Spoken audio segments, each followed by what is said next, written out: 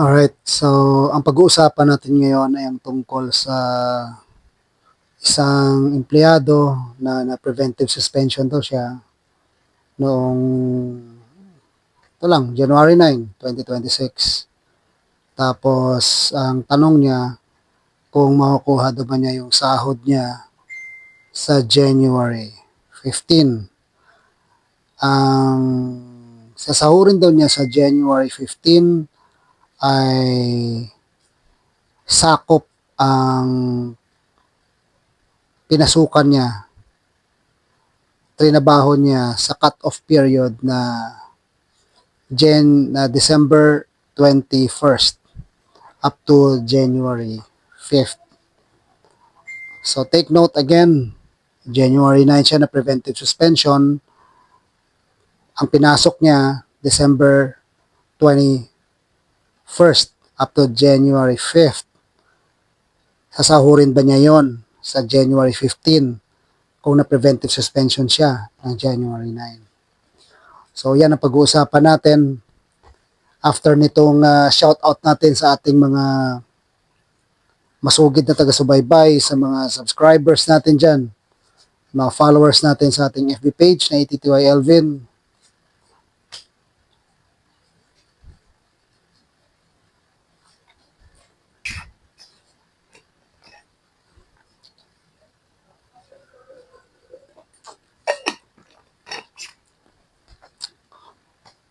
Alright, so yung preventive suspension naman natin, nasa rules to implement ng ating labor code yan, no? Ngayon, ang rules sa preventive suspension, una, hindi yan siya penalty. It's a preventive measure na ang isang empleyado ay inalalayo muna, no, sa lugar na kung saan under investigation siya, no, para ma-maintain ang integrity ng investigation, no. Walang mangyayaring halimbawa collusion, walang intimidation of witnesses, walang cover up, yung mga ganon. So hindi siya penalty, take note. And maximum period is 30 days. Extendable, no, provided na during the period of extension reinstated or paid on payroll si empleyado. At ang condition para ma-extend yan is only if the investigation is not yet completed. No. Ngayon, ang empleyado on preventive suspension, kapag acquitted yan, dapat bayaran yung sahod niya during the period of preventive suspension.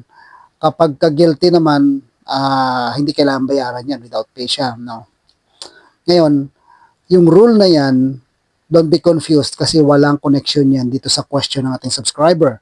Kasi ang pinag-uusapang sahod niya ay nag-accrue sa kanya or napagtrabahuhanan niya bago pa siya na-suspend. No? Ang rule sa preventive suspension ay during the time na naka-preventive suspension ka. Ito, bago ka pa na preventive suspension. Tinrabaho na niya bago ma-preventive suspension. Okay? So kaya ko lang sinasabi yan para hindi makalito. Kasi naghalo ang preventive suspension sa sahod para sa mga araw na pinasok, baka lang malito ang mga nakikinig. So, itong question ng ating subscriber has nothing to do with the question as to whether or not ang empleyado ay bayad during the preventive suspension. Ang question na ito ay tungkol sa sahod na dapat bayaran sa kanya sa mga araw na pinasok niya bago pa siya na PS or na preventive suspension.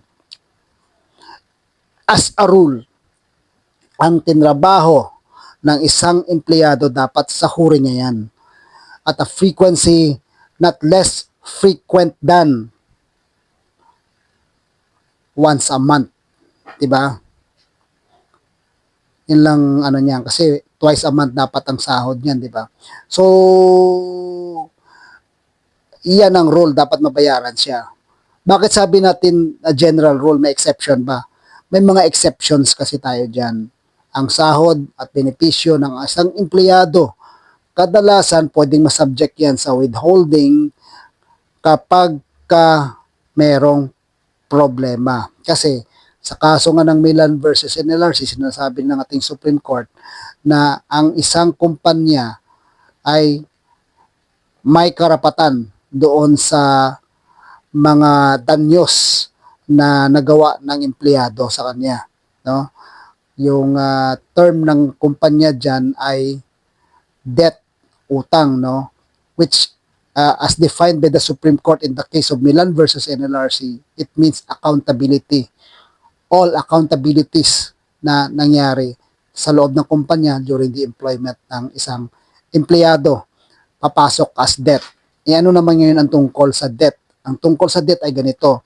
Kung yan ay utang ng isang empleyado, yan may utang na accountability dahil sa mga danyos na pwedeng ibangga yan sa kanyang makukuha or pwedeng ma-hold ang pag-release ng kanyang pay simply because ito ay kailangang pambayad sa mga danyos na nagawa niya. So, applying that in this case, ang tanong, ano ba ang klase ang naging kaso mo? Bakit ka na PS? Kung ang kaso mo, kaya ka na PS ay may kinalaman sa mga offenses like serious misconduct or gross neglect of duty, ito yung mga klase ng offenses sa Article 27 ng Labor Code na nagkakaroon ng damages, ng danyos. Bakit? Sa serious misconduct, halimbawa, pasok dyan yung theft, pasok dyan yung fraud. Ang ibig sabihin ng theft, ang empleyado may ninakaw. Kung may ninakaw ka, may halaga yung ninakaw mo. Or kung hindi man bagay ang ninakaw mo, ito ay pera, pwede, no? So pasok yan sa serious misconduct. Fraud, di ba? Nag-ano ka ng mga resibo, nameke ka, etc. Para lang makaklaim ka ng reimbursement, binago mo. Instead na 1,000, ginawa mong 10,000. Di ba? So fraud. So, pasok dyan.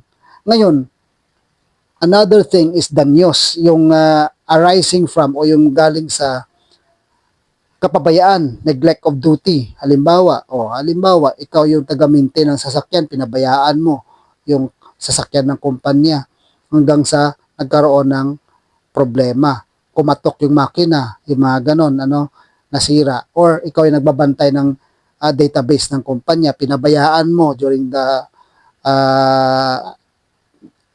time na dapat binabantayan mo yung server, nasira, whatever, no? Dahil sa kapabayaan mo, may danyos ang kumpanya. So kung nakikita mo sa mga serious misconduct, sa gross neglect of duty, nagkakaroon ng danyos dahil sa kapabayaan o dahil sa ginawa ng isang empleyado, nagnakaw, nanloko ng kumpanya, etc. So may danyos. So naturally, pag may danyos, sino ba dapat magbabayad niyan? Sabi nga ng ating Supreme Court, yung empleyado, kasi may pananagutan siya. So, kung may ganun kaso ka, kaya na preventive suspension, malamang ang kumpanya mo, pwedeng ang decision niya is to hold your salary kasi i-determine pa niya, no, kung ano ang ibabangga doon sa mga naging pananagutan mo sa kumpanya. So, hindi mo naman binanggit sa tanong mo kung anong kaso mo, but ito, sinasabi ko lang na ito yung mga possible scenarios na applicable dyan. No? Pero kung wala ka namang kaso na may kinalaman sa danyos, etc., walang rason kung bakit ang kumpanya, hindi ka dapat pasahurin sitong parating na January 15. No?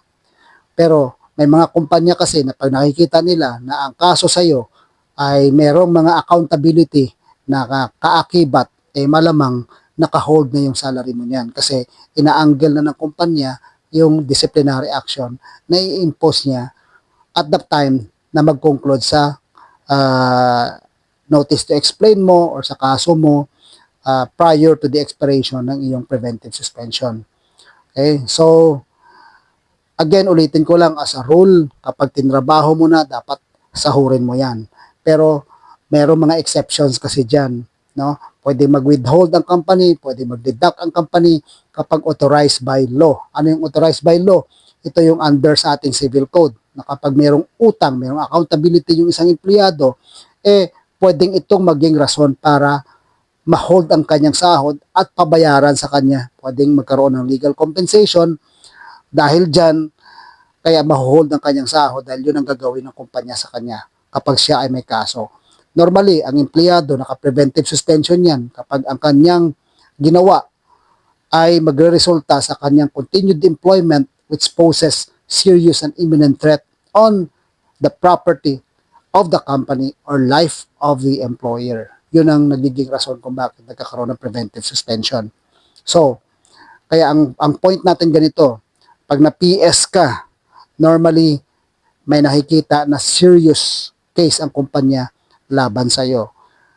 50% at least of the time, kapag serious case yan, merong accountability involved. No? So, kapag may accountability involved, normally nagre-resulta yan sa withholding ng salary kasi may hinahabol ang company ng repayment out of the accountability or damages na nangyari sa sitwasyon na yan. So, take note of these rules, okay? At aralin mo yung kaso mo, tingnan mo, let me know, i-message mo kami, i-chat mo kami kung meron kaming dapat malaman sa kaso mo na hindi kailangan maging public. Okay? Or kung okay naman sa'yo maging public, mag-comment ka na lang dito sa video na to sa ating comment box. Again, sa mga ibang nakikinig, nanonood, if there's any clarification that you want to know, let us know. Drop us a comment sa ating comment box. Okay? Again, guys, thank you for watching and I hope to see you in my next videos. God bless.